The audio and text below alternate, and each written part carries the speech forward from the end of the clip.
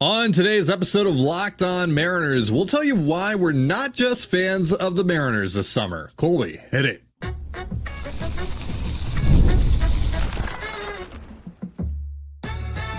You are Locked On Mariners, your daily Seattle Mariners podcast, part of the Locked On Podcast Network, your team every day.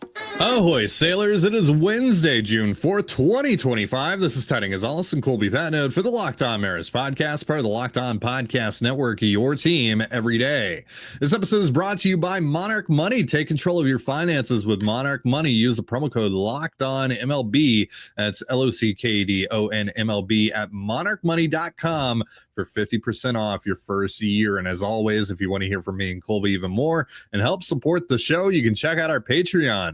All you have to do to check that out is click the link in the description of this episode. So on today's show, we're going to talk about the latest on Harry Ford. A couple articles dropped about him yesterday with some quotes from Harry himself as well as Jerry Dipoto. And we'll also tell you why we're not just fans of the Mariners this summer. But Colby, let's start here with George Kirby, who obviously started last night's 5-1 loss to the Baltimore Orioles. 5 innings pitched for George. 8 hits, 2 earned runs, 3 strikeouts, 1 walk, 95 pitches. Nice to see him get into the mid 90s there on the pitch count. 9 hard hit balls. We talked about this a little bit yesterday that, whenever he's faced the Orioles, it's been kind of one extreme end of the spectrum or the other for him, right? He either dominates the Orioles or they dominate him. And that wasn't really the case yesterday. It was kind of more middle ground. He wasn't necessarily good. He also wasn't necessarily bad. He was just kind of like right down the middle yesterday.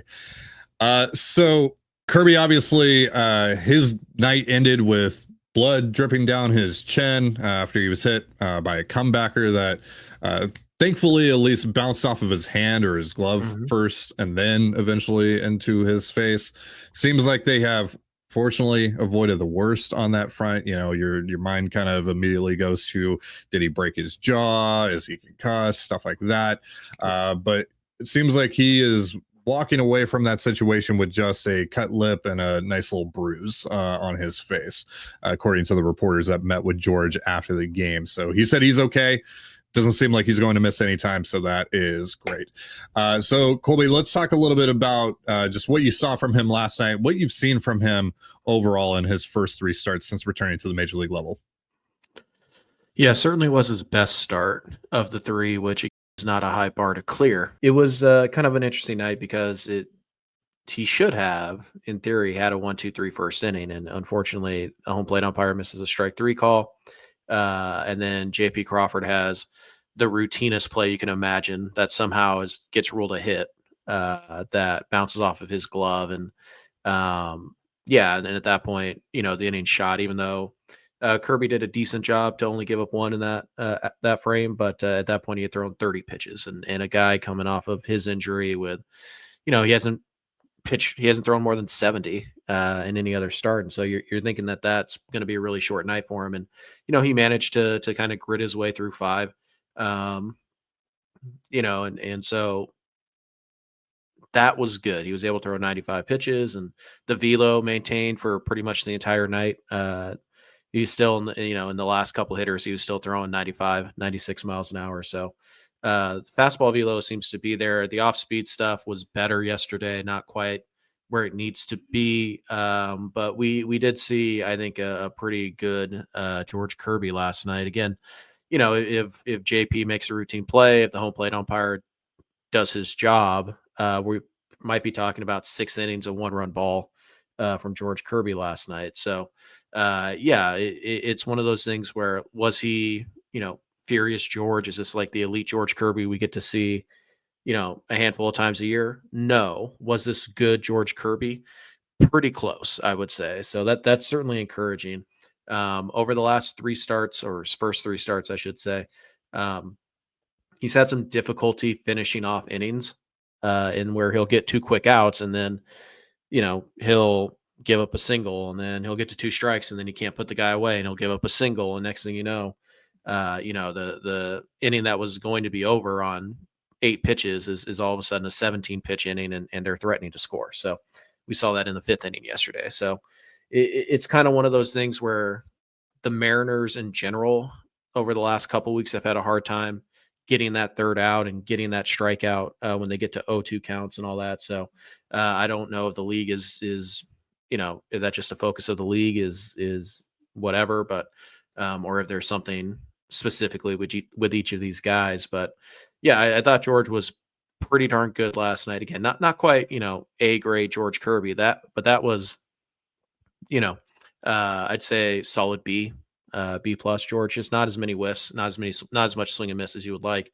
But yeah, again, the first inning skews the entire thing a little bit, but over the last 4 innings, he was really good. And again, he should have been really good through 5. It just, unfortunately, Jay tries to do too much on a ground ball, and it cost him, again, at least one run and at least 15 or so pitches. So, unfortunately, the way the offense is swinging it right now, that's just too much to overcome.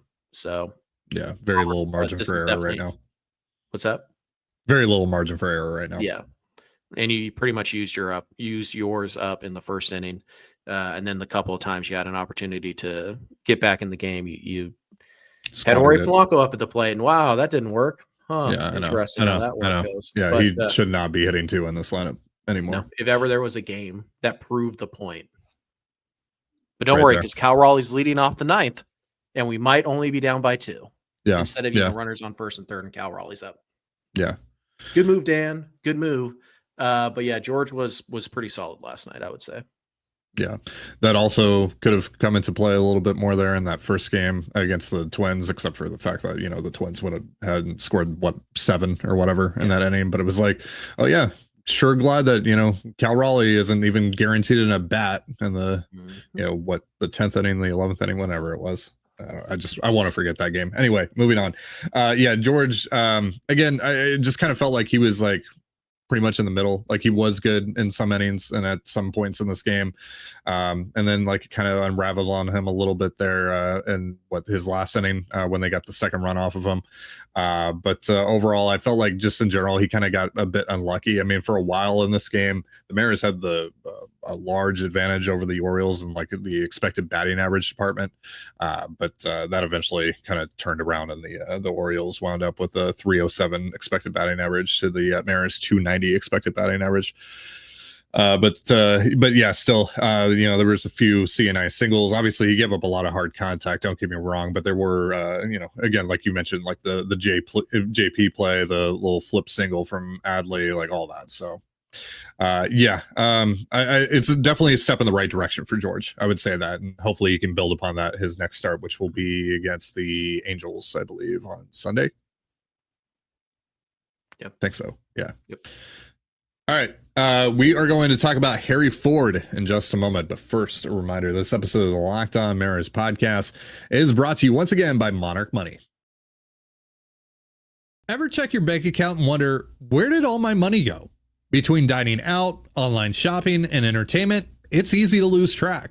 That's where Monarch Money comes in, your personal CFO giving you full visibility and control over your finances. Monarch Money isn't just a budgeting app. It's a complete financial command center. You can track all your accounts, investments, and spending in one place, so you stop just managing your money and start building wealth. Instead of juggling multiple apps, you can use Monarch to check your finances, track spending, and even plan long-term goals. Managing money with your partner is smoother than ever. You can track shared and personal accounts, set goals, and stay on the same page without the stress. Take control of your finances with Monarch Money. Use promo code LOCKEDONMLB at monarchmoney.com for 50% off your first year. That's monarchmoney.com, promo code LOCKEDONMLB for half off your first year. And you're listening to the Locked On Mariners podcast. For instant reactions following every Mariners game, be sure to tune in to the Mariners postcast with Anderson Hurst and Christopher Crawford, available on both the Locked On Mariners YouTube and podcast feeds. Colby and I will not be recording after the game tomorrow, but obviously Anders and Chris will have you covered after the game with their reaction. Hopefully they are talking about a win. Before we get into our next segment here, I want to give you guys an update on our Feeding America fundraiser. We have officially blown past our goal of $2,500. We are already at $2,914 raised. Wow. Thank you guys so much for your generosity. Want to give some shout outs here. Colby, what do you got to add? Just, quote my girl Shania Twain, that don't impress me much. Wow. Last time we were at 15,000. It took Right. 6 weeks, but whatever. Yeah. Anonymous had a $25 donation yesterday. The big one though yesterday, Dylan Moore Enjoyer, $500. Wow. I could be wrong, but I believe Dylan Moore Enjoyer might have my autograph on a Dylan Moore baseball card. Oh, is that I who feel that like is? maybe they might be the same person. I don't know for sure. Is that who that is? All right. Maybe let us Not know. sure. Let us know. Anonymous with $5. Alex with 50 says, glad you boys are doing this again and glad I can support you again. Thank you so much, Alex. Anonymous with $25. Alex with 100. Dane, that's a great name. $50. Anonymous with 20. I love Colby and Ty. I tune into every episode. I love what you guys are doing for a good cause as well. Go Mariners. Absolutely. Go M's. Thank you so much. Bryce with $20 says, thanks for doing this, guys. Tom with $20. Dalton with $60 says, well, that didn't take very long. Maybe this was the donation that got us to 2,500. It's a beautiful community we have here. It absolutely is, for the most part. Anonymous with $20 says, enjoying the podcast. Mark with $5. Skip with $129. You guys are great and make being a Mariners fan a little more tolerable. It's not always easy, as you know. The M's are like an X that will break your heart in the end, but you keep coming back because you love them. Hopefully not this year, though. I believe awesome thing you are doing here, and I hope you raise lots of money for the cause. Go Cal number 29. So that's why the 129. Anonymous with $10. Anonymous with $50. Amy with $100. Go Mariners. Love that you guys are doing this. And Rob with $100. Thanks for doing this for such a good cause. Cheers. Go M's. Thank you guys so much for all your support. Now we're at the point where let's just see how far we can take this thing. Right, Colby? Sure. Interestingly, we haven't even talked about what the cause is. Yeah, so let's talk about it. So you guys probably know this by now, but if in case you haven't listened to the last couple of shows, Ty and I are partnering up with Feeding America again. We did this a couple of years ago. We raised, or actually, you guys raised $15,000 plus to give meals to food insecure people. 1 in 5 children right now in our country are food insecure, and with school being out now for the summer for a lot of places, and obviously the rising price of groceries right now, that number is probably going to go up over the next few months as kids lose access to their one guaranteed meal a day. But also there are more than 50 million adults in America who are food insecure. They do not know where their next meal is coming from.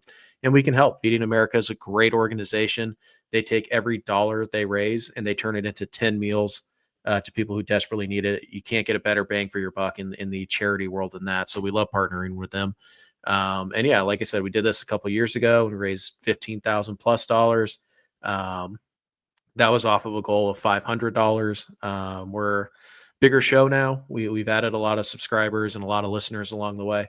And I thought 2,500 would be a solid place to shoot for, and then we'll see where we land. But it took you guys less than 48 hours, and we're on the march to 5K. So it's a great organization. Obviously, they do a great thing.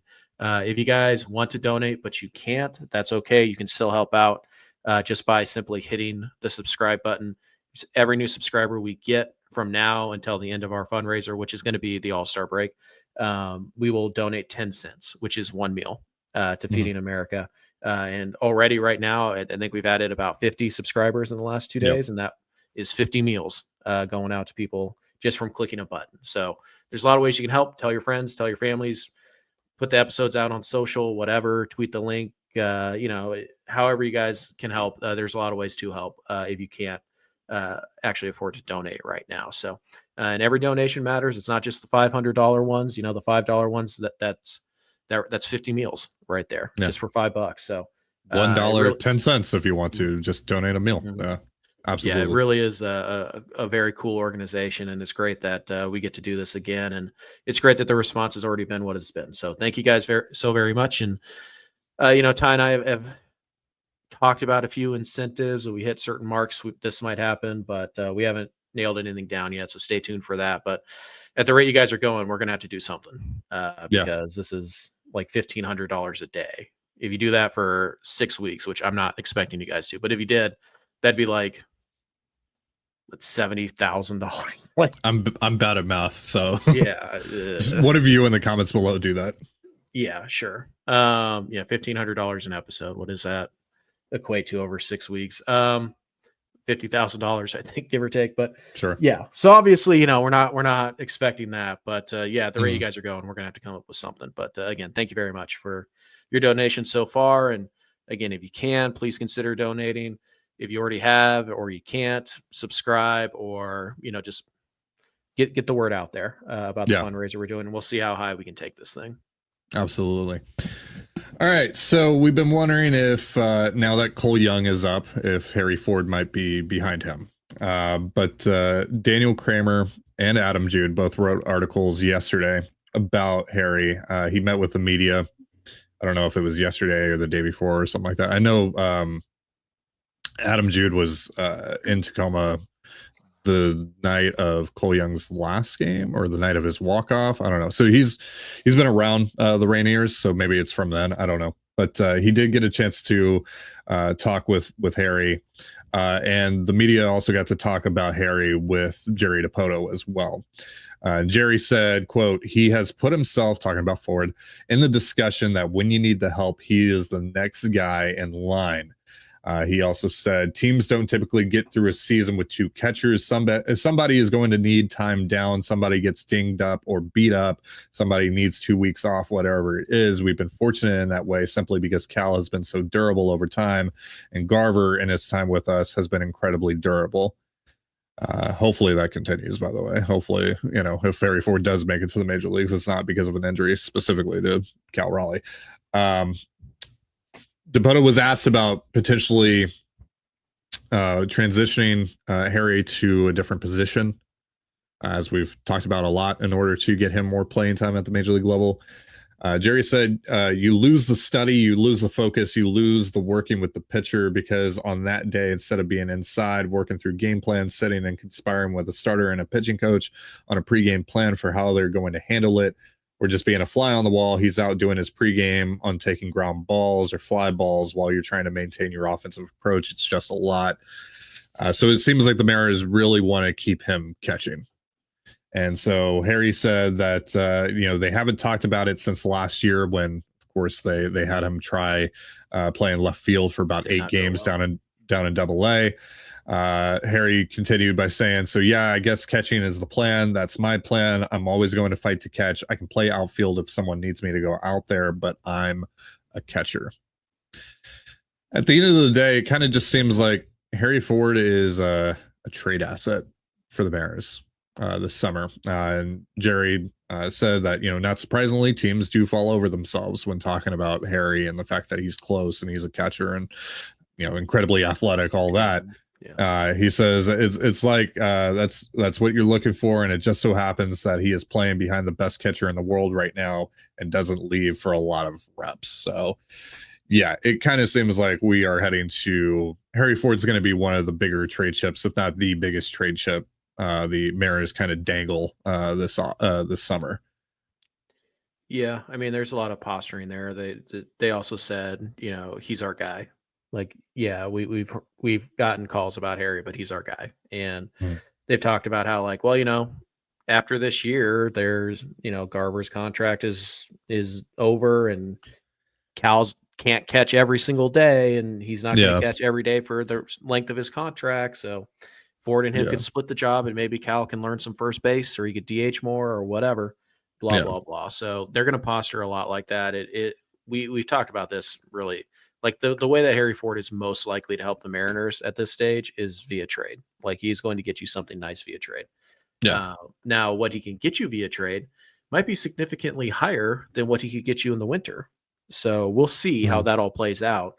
But yeah, this is definitely sounding like, hey, we're going to keep Ford behind the plate because we want teams to get a look at him catching. And because we've also talked about this, Harry could be a very polarizing prospect across baseball, because if you think he can catch, then there is a lot less pressure on that bat to do what it's doing right now. And if you don't think he can catch, then you kind of have to believe that what he's doing right now, some of the changes that he's made, are sustainable and they're going to lead to offensive production. So, that will greatly impact whether or not you think, because if you don't think he can catch, then we don't even know where he can play. So we're basically banking on the bat.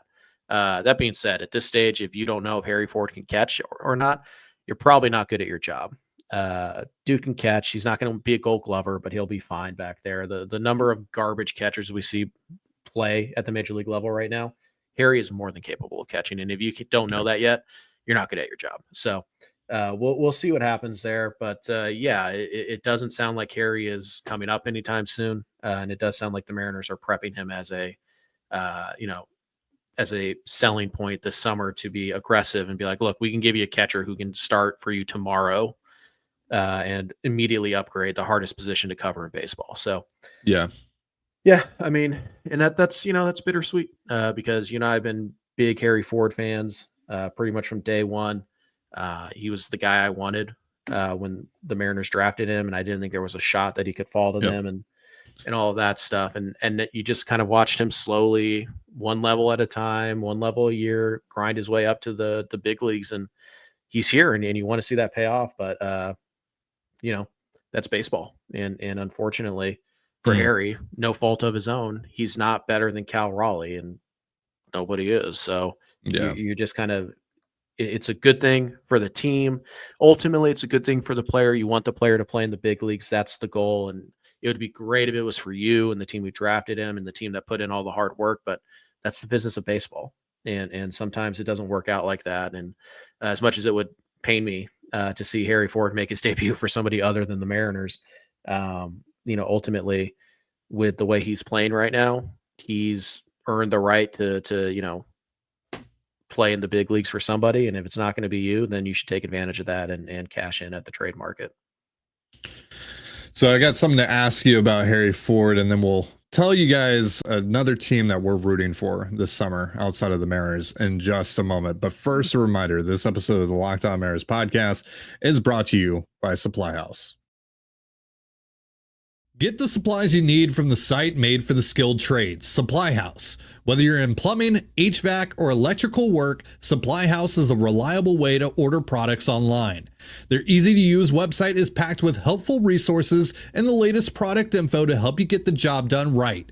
Plus, with a complete inventory of over 200,000 parts from 400 plus top brands, you'll find exactly what you need delivered fast from coast to coast. Join the Trade Master program today at supplyhouse.com/TM and start ordering plumbing, HVAC, and electrical supplies with just a few clicks. Plus, use promo code SH5 for 5% off your first order. That's supplyhouse.com. So before we move on to our last segment of the day here, Colby, I got a question for you about Harry Ford. And it's something that I actually have already asked you over on the Patreon, but for the sake of this show, I want to ask you again. What exactly is Harry Ford's trade value at this point? It's tough to say because of the whole can he catch thing. Harry's but again, you should know, right? And even if you don't think he can catch at this point, you should know that as well. Well, my guess is if you don't think he can catch at this point, you're not going to be acquiring Harry Ford. Like the Mariners aren't going to give you a discount because but no one should be on the fence still at this point. Yeah. So we assume that he's traded as a catcher. Again, the team is going to matter here. The team that he goes to is going to matter here. I think Harry Ford as a headliner, maybe there's other pieces involved. I don't know.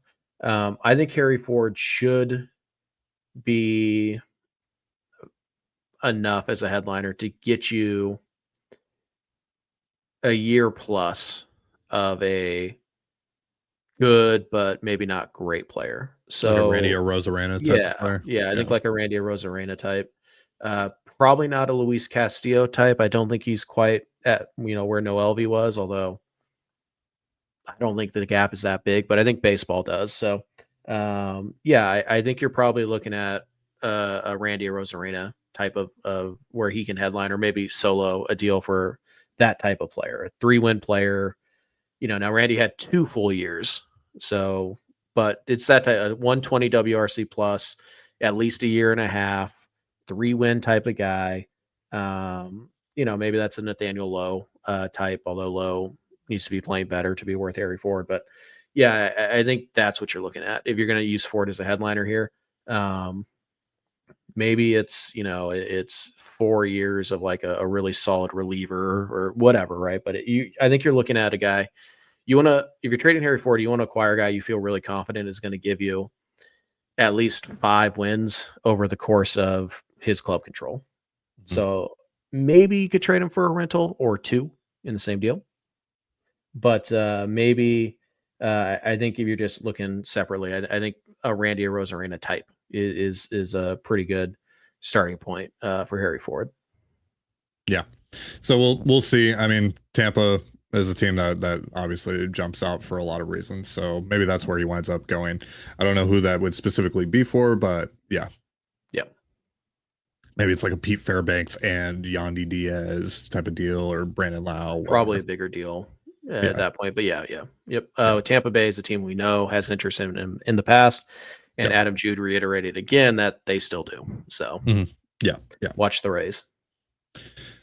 All right. So on a few Mailbag Mondays here and there over the years, we've been asked, are there any other teams that you guys like? Do you have like a National League team? Are there teams that you root for? Blah, blah, blah. And we've never had a good answer for that until now.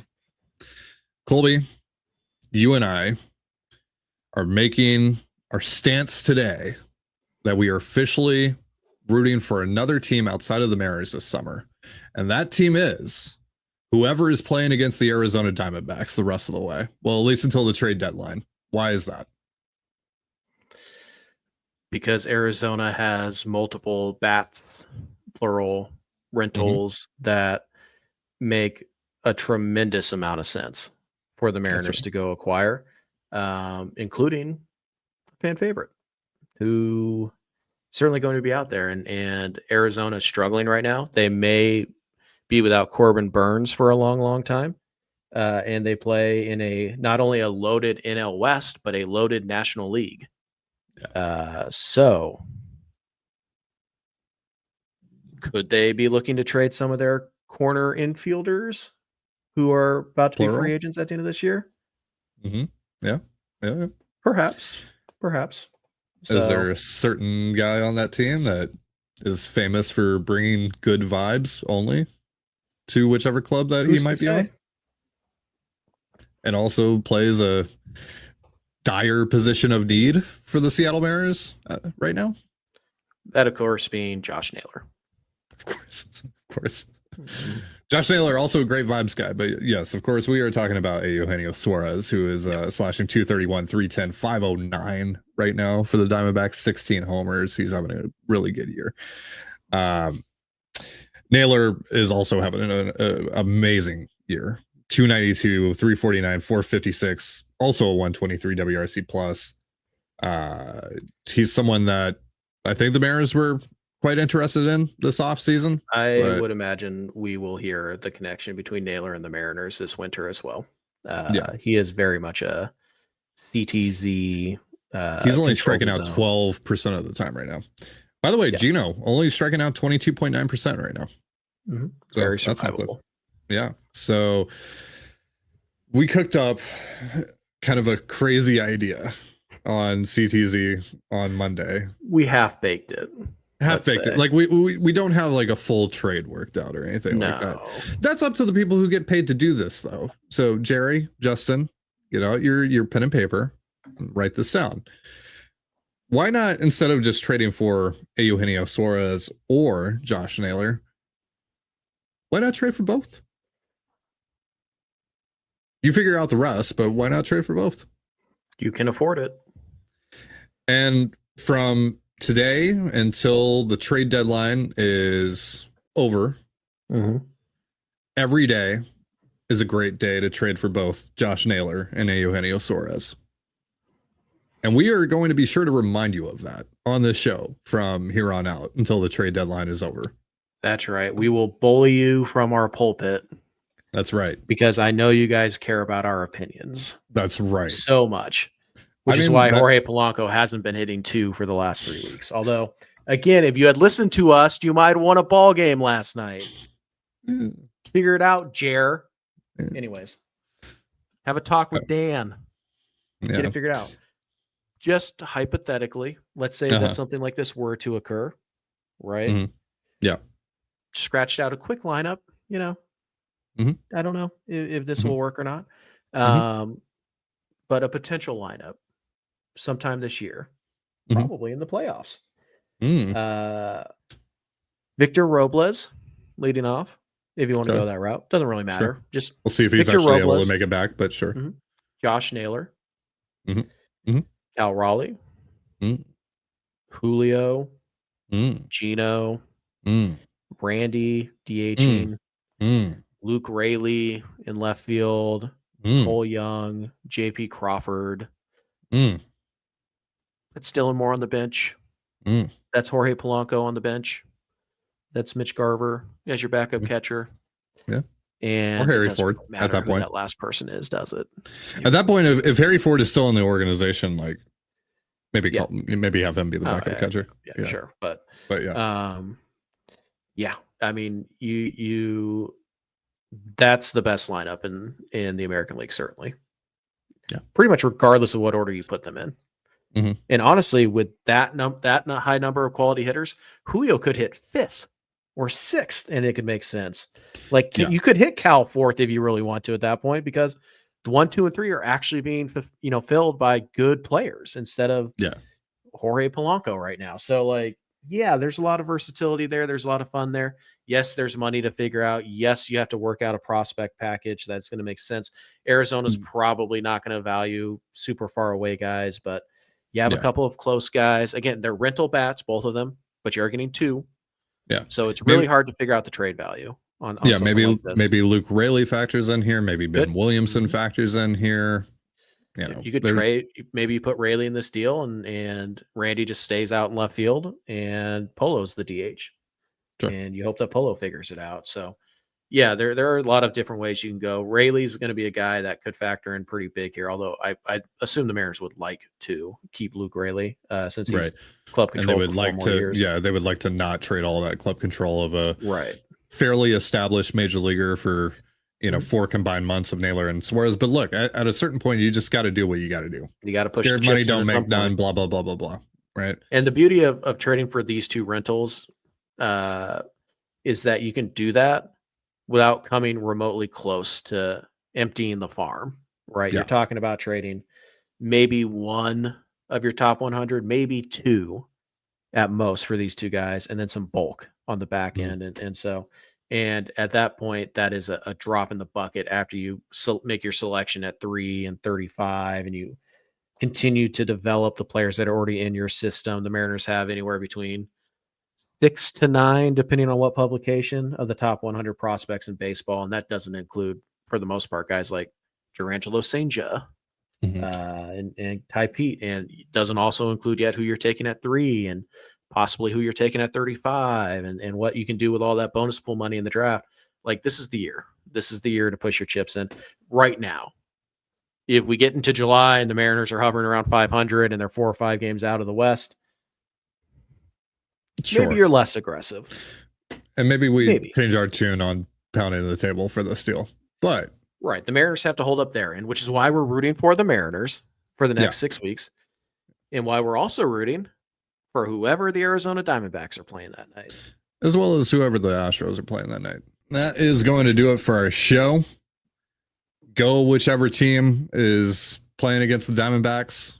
Go M's.